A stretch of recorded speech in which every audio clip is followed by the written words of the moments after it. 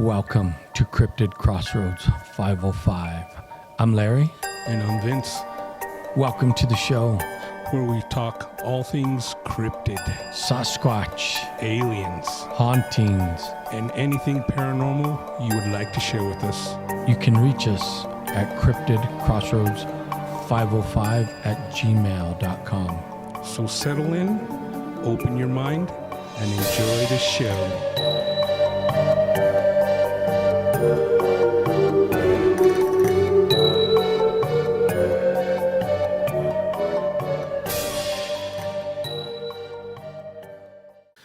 Hey, welcome back to Cryptid Crossroads. We're here doing it once again. Hey, Vince, give me a shout out. Hey everybody, welcome back to the CCR 505 studios. We had a little hiatus there. If you notice, there's a little gap. That's right. Things happen. There's some COVID going on and work. It's kind of hectic right now. But we're back. We try to get here as much as we can. That's right. And that's probably the only thing that'll stop us is, a little bit of COVID here, a little bit of COVID there. And it wasn't bad. It was just we decided it's a precaution. social distance for, Yeah, Just a better safe precaution. than sorry. Right. Yeah, exactly. Better safe than sorry. On that note, we're back and we're doing it here once again. And I am prepared. Oh, he's prepared. Before we get started, we're going to do our traditional shout out or shout out to our fans. Right. Thank you for listening. And we still want to thank Chris. That's right. We still got some in the till here, but right. we're just, like I said, we're on the fly. We right are now. on the fly. And, I'm going to give a shout out to Nickel because they were the first one that gave us a bottle and said, here, No, shout our, us out. Our sister was the first. Oh, our sister was the first one, yeah. Well, I'm talking commercial companies. Oh, okay. So Nickel was the first anyway. Like we said, try Nickel vodka. It's really good. And all this Ukrainian war going on with Russia, that vodka has been banned. So get your vodka where it's sourced domestically, especially here in New Mexico. Try Nickel vodka. Yep, it's good stuff. I don't know. They say Russian's the best, but I don't know. That's pretty damn. No, that vodka's good. I think it's better than the Russian potato vodka. Right. Netflix. Yeah. Anyway, here's to you. Peace.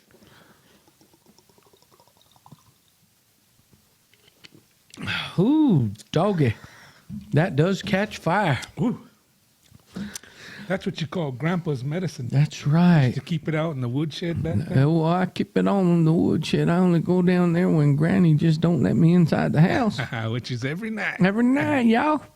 Anyway, we're going to get back on the Sasquatch topic. Right. So my brother had me watch a movie, which to me, it was a movie, but it was more like a documentary style movie. Don't get me wrong. It was good. It was called Willow Creek. Right. And those of you who are not familiar with it, it was directed by Bobcat Goldthwait. Yeah. Now, he was the guy in the Police Academy movies. He was a stand-up comedian in Right. the 80s. He was the one always screaming. But he really, I don't know the story behind it, but he's really deep into the Bigfoot Sasquatch thing. He even has a big tattoo now of the Sasquatch. And I was surprised to find out that he was the director of it. Right. I was like, wow. I would have thought it would have been, a comedy or something, but no, it was well done. I think it was as close as you will get to an encounter if you go out into the forest. I really think it is. Right. It was set up like a documentary where they carry the cameras, kind of something similar to like Blair Witch. Yeah, I got that Blair Witch and feel. I watched it. I let it go, and then when they were in the woods, it started getting really good. And I told my brother when they actually had their encounter, that was pretty damn good, I thought, especially the sounds and the way things played out. Right. And for those of you that are listening and those of you that have had an encounter, reach out to us and let us know, was that similar to what you experienced? I mean, my brother, he had his, and that's why he told me to watch it. He said it ended pretty good. And I found that movie interesting.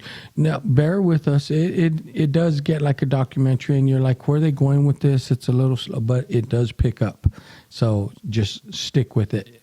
Right. I don't think you'll be disappointed. Right. And you got to pay attention to the little details. Right. And then at the end, everything will make sense. It will.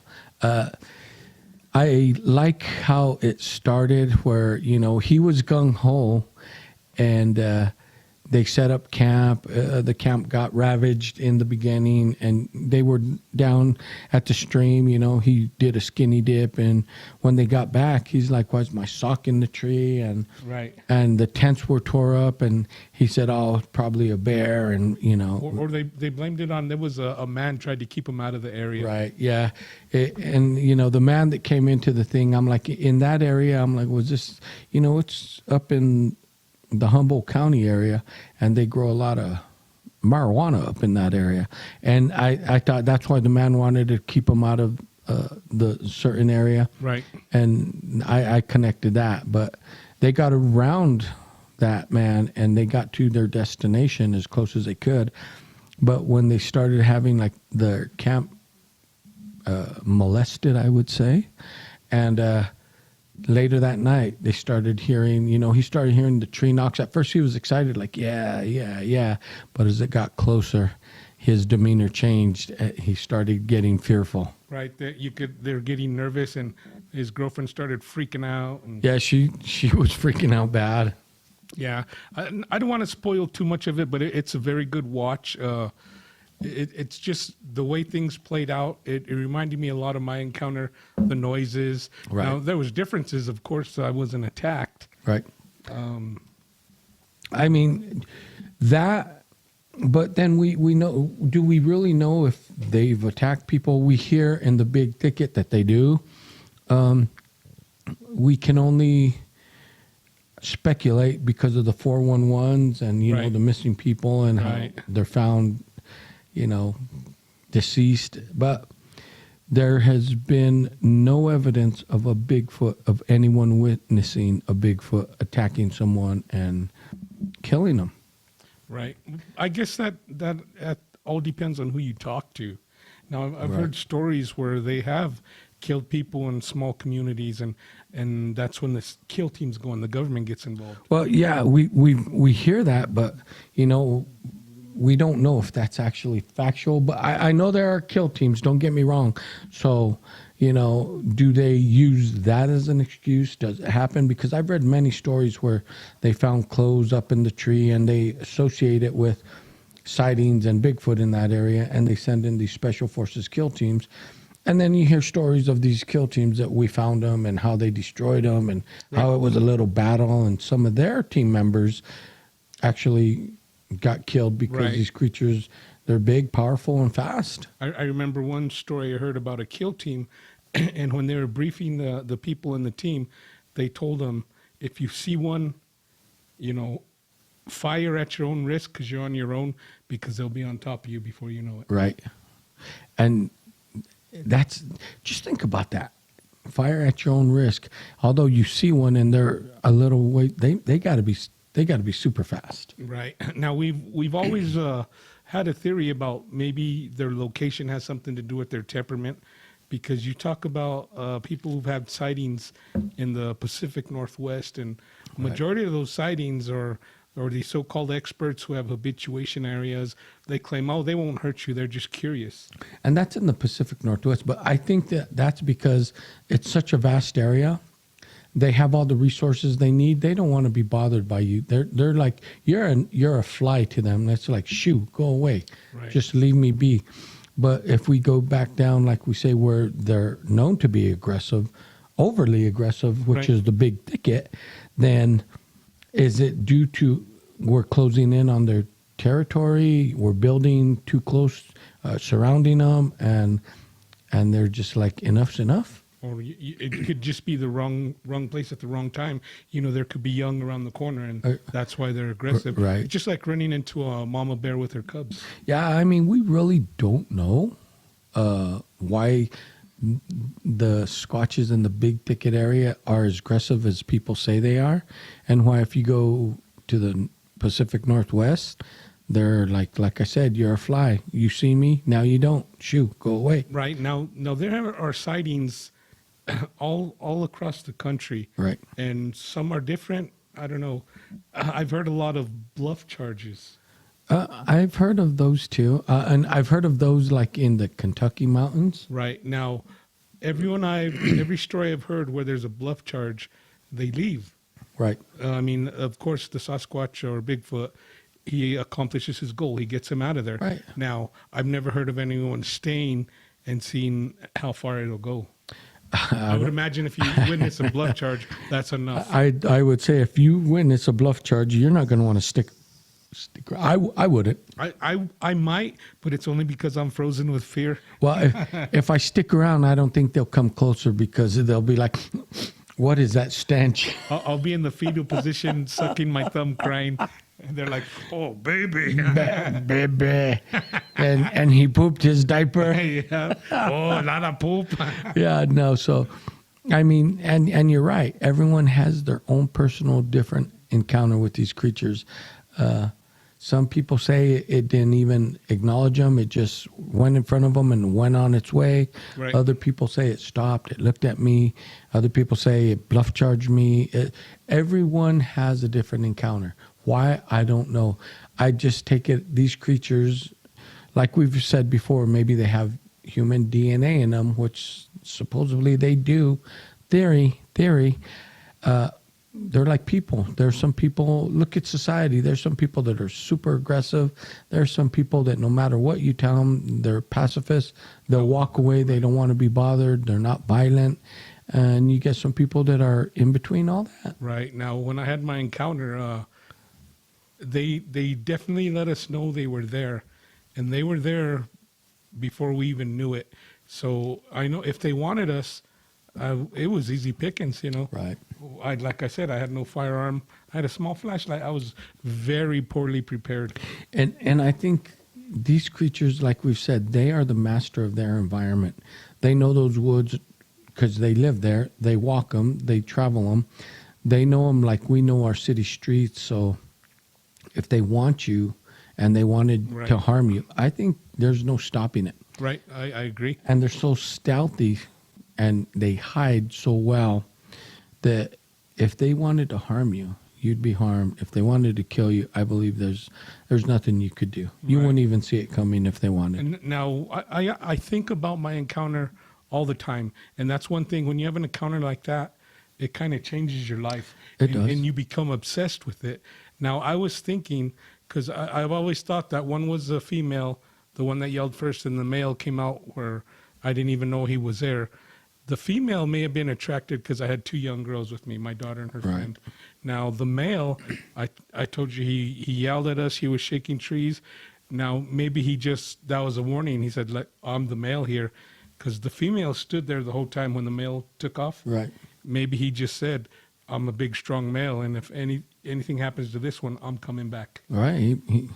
He said, hey, this is my lady. Or my sister, because we've had the story about the twins. Of course, yeah. I mean, it could have been. It's like there again. Take it back to human nature. It's like the big brother or the husband saying, "That's my female. She's the weaker of the, you know." And maybe that's why, like every 5 minutes, he would break off a tree branch and smack a tree. Right, to let you know I'm still here and I'm watching. Yep, that's possible. Or else maybe they both they looked at me. Can you carry that one? No, how about you? No, but if we could eat them, that's a meal for both of us. But I mean, there's so many characteristics when it comes to protecting their territory that humans will do. You know what I mean? Most animals they'll flee from you unless there's young around, and then they get overly protective. But if there's no young around, they're gone. Most animals. Yeah, most animals they don't, unless they're rabid or starving. Or starving. Now, a mountain lion may not do that. No, a mountain lion, if it's hungry, it's coming for you. It's going to challenge you, unless, I mean, like they say, when you see a mountain lion, you got to make yourself big, make lots of noise. You basically got to challenge it, scare it off.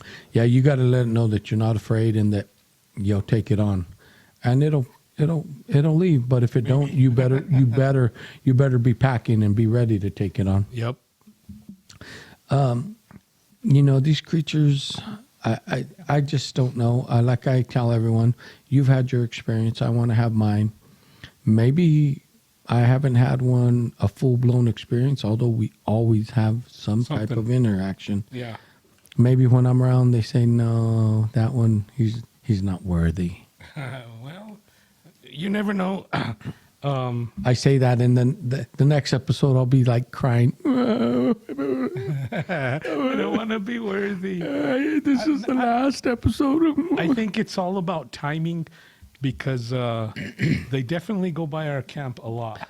I think they do. I really do. We hear them. We hear the tree breaks. Like I said, certain times they're going like toward the lake. Right. We could hear them a little closer. Then around 3, 4 in the morning, it's like they make a big loop. And we could hear them off in the distance going back the other direction. And here's the thing. I pulled up a map of all the sightings. And yes, New Mexico does have dots on that map where there's sightings. And I'm thinking, maybe we don't have the population that some of the other states have, but we have them. Or we do, but I think here a lot of it goes unreported. Of course it does. And now, or maybe like these people who you reported to the BFRO, maybe they don't take us seriously because I submitted a report and they never got back to me. Right. And these creatures, like we've said, they have the Rocky Mountain chain to travel up and down.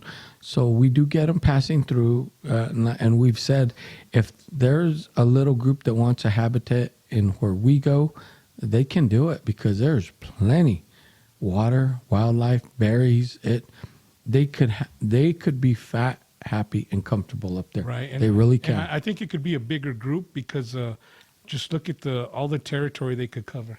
Yeah, I mean, some of it's desert, but if they stick to that area, they're well covered. The forest gets thick. The mountain chain, goes through Cuba. I believe it does connect to the Rockies. It does connect to the Rockies. I mean, they could go to where we're up to Cuba, and from Cuba up north, and from there to the Rocky Mountains. Right. It totally connects. Like I was telling you, I just took a random, now this is crazy, and I probably shouldn't have done it, but I took a random forest road and I followed it, and it brought me out damn near by Colorado up to northern New Mexico. That's how interconnect. And I was like, I thought I was still in the Jemez. I was out. Right. I was in a totally different forest, but I came out. And I had to drive back down. And when I looked it up the next day on the map, I was like, holy crap. I drove for like 3 hours in the forest, and I'm thinking, oh, well, I'm going to get out somehow. That was a pretty dumb move because I didn't take extra gas, nothing. Right. But, hey, that's the kind of person I am. We are. Yeah. I would have used the skylights to get me to civilization. But no, I said, where does this road go? And I saw a lot of wildlife. As I got closer to the highway, I started seeing other campers and whatnot. And I thought, well, I'm not too far then from, Jemez. Yeah. Hell no. I was about 70, 80 miles away from where I started. Crazy. Yeah. I took my nephew. I could have cooked him and ate him. I don't know if I'd eat him. I'd use it to attract the bear, then eat the bear first. Yeah, but we're back on the Sasquatch topic because it's almost that time where Right. we're itching to get out there. We got the trailer. We're ready to go, and we actually got some new equipment. We got some trail cams. That's right, trail We cams. got some. I bought a telescope where I could hook my phone to it. Hopefully, we'll get more activity that we could actually record this time. And that's for the UFO activity, because we tell you guys we see it out there. Now we want to prove it. Right. We're going to prove it. Yep. And yeah, we're itching. I'm itching to get out there. I'm like, it's been a long winter for me. Right. And I'm ready to just get out into the open wilderness. Right. But we just had another good snowstorm yesterday. We did. Yeah, we did. And, Well, if we get snow here in Albuquerque, the mountains The going to mountains get get a it. lot more. and we need it up there. And that's why, one time we went up there and we weren't prepared. And we thought, well, it's July. It's like 100 degrees down here. We went up there and we camped and we froze our ass off. Yeah. Yep. It was cold, July down here, but man, it was still cold where we went. I mean, so cold, that my windshield was frozen. Yeah, yeah. But another thing is, I think when the roads are bad, they keep a lot of that locked up. So we don't really have access to it right now. Although I think we should get special access. We could be investigators. We Right. could be self-proclaimed professional Bigfoot. That's right. We could tell them we will investigate the roads for you Right. and let you know the condition of the roads. Yeah, and they'll look at us. We'll have to go dig you two clowns out. And they're like, you guys are the guys that are going to call search and rescue. But, you know, it is getting to be that time. Yep. And getting back to the documentary, that was really good. I highly recommend watching it. Now, I watched that on the streaming service Tubi. Now, there's a whole lot of Bigfoot stuff on there. There is. And we're trying to weed through it. Some of it's not as good as others. If you guys are familiar with Tubi or any of the streaming service, you know, a good Bigfoot movie or documentary that maybe we'd like to watch, you know, shoot us an email. Let us know about it. Yeah, let us know. We'll watch it. And then we'll tell you what we think about it. Yeah. On that note, I got to tell my brother, I did watch episode 1, season 3, episode 1 of Expedition Bigfoot. Did you watch it? No. I'll have to give you the magic key to watch it. Okay. But it was good. It ended with an interesting note, but of course it's made for TV. They want to pull you into the next episode. Right. If they would have found Bigfoot, we'd know. But Right. it's still interesting what they're doing out there. The last season ended interestingly. It did, and they picked up off that season, and they're in the same location, and they're in the same location because of what they picked up on, and they think that, you know, this is the golden area, this is where it could happen, and I encourage them to keep going because, you know, it's going to happen. Right. It is. It's going to happen for the whole world. Now, I got a question about that. Now, you just said it's for TV. Now, if they find a Bigfoot, you think they'll show it? And 2, maybe they already have and they don't show Well, it. and- Just look at, remember Les Stroud when he was doing Survivor Man. Right. The network said, hell no. They didn't even want him to mention it. Nope, they said, hell no. Don't mention it. Don't talk about it. And there's got to be a taboo amongst all these rich networks why they don't want to mention it. I think they think it's going to be our downfall. You know, the government's going to give us problems, maybe pull us off the air because they don't want people knowing about this because it could spiral into, you know, like we've said, you know, forestry and people not going out and camping. And, Or people going out there in hordes. yeah, it Have could the work opposite, either way. It could go both ways. I think it would be the latter, people going out in hordes, and then they'd get all these, you know, unexperienced people that are traveling through the woods, being lost, dying. A lot of people stranded. Right. Because I know a lot of people think, well, I'm just going to go in the forest and I'll fight. But it is so easy to get turned around and get lost. And you're going in the opposite direction. And before you know it, because there's so much of this land that isn't developed, there's not water, there's not food, unless you know how to find it or hunt for it. Right. You're screwed. Right. Exactly. Yeah. You know, there's no McDonald's out there. So your wallet with your debit card ain't going to help you. And I saw a rat. Maybe there's Chuck E. Cheese. well, maybe. Hey, maybe they are expanding into the forest. But seriously, that a lot of people go into the forest and think they know what they're doing, and they don't. And they come up missing. They find them. Right. And we've been camping our whole lives. Our dad has taken us. Our dad was a hunter, so we know the importance of, you know, we know how to pack for it, and that's why. I feel like such an idiot. My first encounter, I was old Mr. Boy Scout. I had everything but a firearm. Right. And, you know, one of the first things you want to do is learn your sense of direction. That's the first thing you want to do if you're going to go out there. You want to learn your sense of direction at night. Right. Find out where the Big Dipper is. Find out where the Little Dipper is. Find out where the North Star is. Right. And that's And know how to identify them. That's the first thing we always do when we go out there when the sun goes down. We there's look the for North it. Star. Yep. that's the first thing you want to do if you're going to travel at night. I would suggest just wait till, because you'll see where the sun rises. Right. I would suggest not traveling at Yeah, night. unless you're really, really experienced. And like I said, when the sun comes up, it'll wake you up, and you'll see where it's rising, and you'll see where it's It all setting. depends on the time of year. Out there, you definitely want to at least have matches so you could start a fire, or else it's Right. going to get pretty damn cold. And just remember that fire will keep a lot of the animals that day. It will, but I would say rather than take matches, yes, but also take a flint. Take a flint. They sell the flint kit, starter kits, and take 2 of them in case one fails. Seriously, Right. that I will agree. save you. That will save you. Yep. And they even make these. Have you seen those mills? They're like MREs. They sell them in the store. Yeah. I don't know how good they are. I've never bought one. If you have any doubt, take them. Right. Just don't start a forest fire so you could get attention. Wait, that was my next plan. Oh, okay. Well, if you have to. No, I'm just kidding. No, but seriously, if you're lost, you could start a fire. And you know what? With today's technology, you can even turn your cell phone for a couple $100 into a sat phone, which is a satellite phone. So no matter where you go, if you are truly lost, you could call for help, and they'll pinpoint you. Right, right. And They also have a thing my friend has. He has cattle, so he's always in the mountains.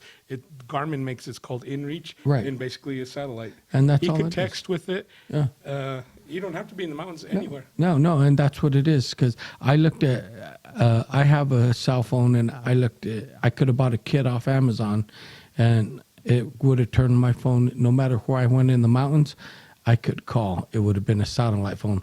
But then I thought, why do I want to do that? People will be calling me constantly. Where you at? What are you doing? Right, and that's really one of the reasons we go up there to disconnect. Get away, disconnect.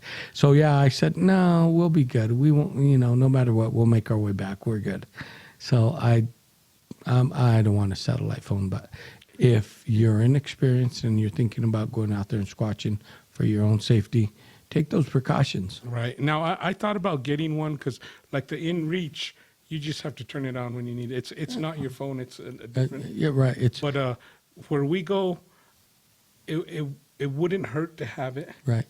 We don't have to use it. Yeah, it wouldn't hurt to have it. What am I going to text? Say, hey, Well, there's times you had to get a hold of your son where you had to drive off the mountain. yeah, Right there. yeah. But usually when we drive off the mountain, it's for more beer. Not for us, for our friends. For our friend. Just for our friends, yeah.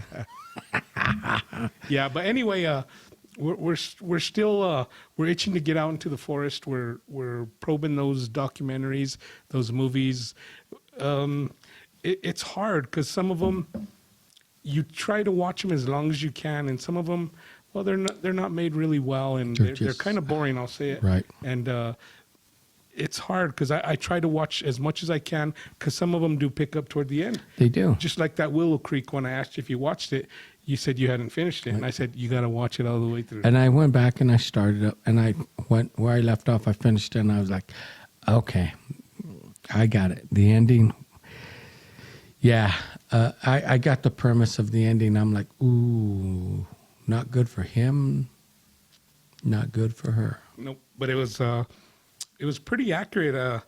I don't know if Bob Goldthwait had his own encounter or he just put all these encounters. You know what? together. To do something that was that close, I'm saying he either talked to a lot of people that had encounters and he paid attention and took notes, or he really did have an encounter. He may have because, like I said, he inked himself with Yep. the Bigfoot. I mean, it was pretty spot on, and that I could see that happening. I really can. Yeah, I was impressed with it. Yep. I was like, yeah. When nightfall came, I was like, here we go. It was good. Right, it's hard to find good Bigfoot documentaries because they're either over the top or they're incredibly Yeah. boring. Now, the Todd Standing one was a really good one, It was. and the Skunk Ape one I thought was pretty good. The Skunk Ape one was good, and there are some good documentaries out there that bring the subject to light. But like we said, there's some that you're like, are you just trying to make a buck? Because this is really boring. Right, And and- you're not giving me anything. And I don't like when they go out, they don't actually do any investigations per se, that they'll show like the forest, and they'll just regurgitate somebody's story or something they heard. Yeah, no. I mean, go out there and I show want me you to something. get out there. I want to see, Right. like, we have a Facebook page. We'll put, like that time we found the footprints. Yeah. Whatever. We'll find tree breaks, We'll put it there. or the tree structure we found. Yeah, so we're all about evidence. We're all about finding the truth. That's right. The truth's out there. You watch X-Files, right? The truth's out there. Yep. Anyway, we hope you enjoyed the show we brought to you tonight. We're back on the Squatch topic. And now that it's warming up and we're getting out there, we'll be doing this regularly. Yep. And hopefully we could do some more live over there. Right. On location. Right. And maybe we'll even get some activity while we're filming. That would be awesome. That would be. I would love that.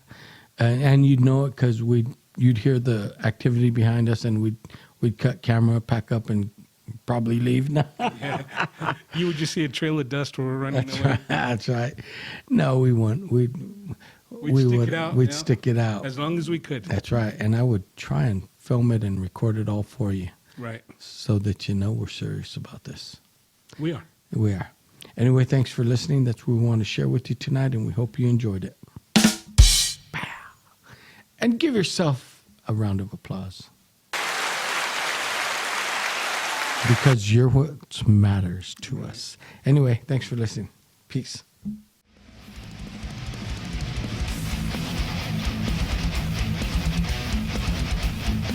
Hey, thanks for watching. We hope all you YouTubers enjoyed the show. That's right. And don't forget to reach out to us at cryptidcrossroads505@gmail.com. Peace. Peace.